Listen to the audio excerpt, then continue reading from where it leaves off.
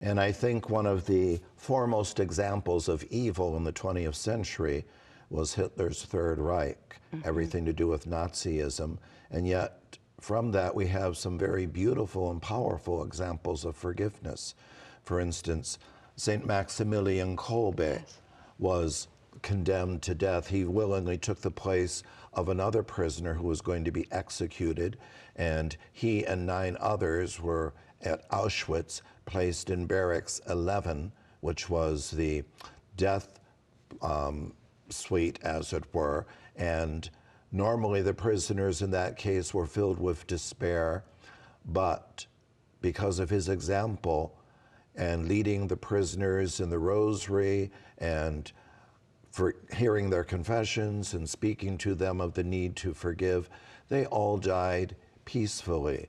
The last 2, Father Maximilian and 1 other, died from lethal injection, and they did so in a spirit of forgiveness.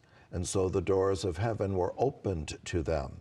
Also, St. Titus Brandsma, a Dutch Carmelite priest, was sent to a concentration camp as a laborer, and when he couldn't continue to work, he was going to be executed by lethal injection.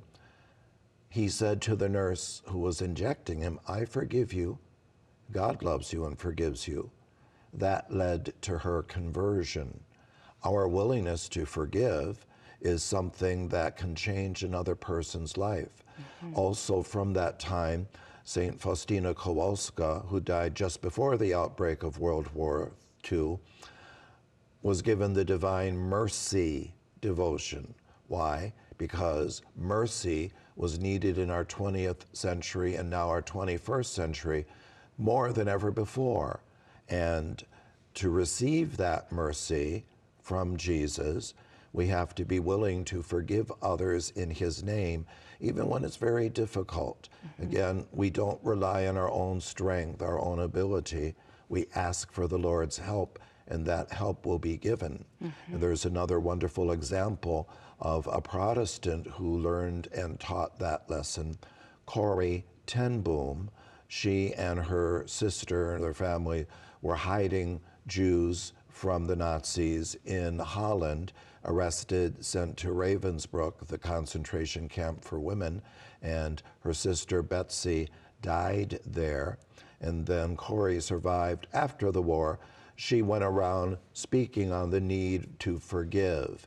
And after one of her talks, a man came up to her and said, "Do you really believe what you were saying?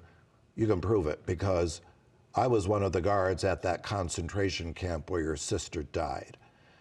And Corrie wrote, she was immediately filled with loathing and contempt and hatred for this man, and realized it, and silently begged God, "Lord, take these feelings away. Let me feel your mercy."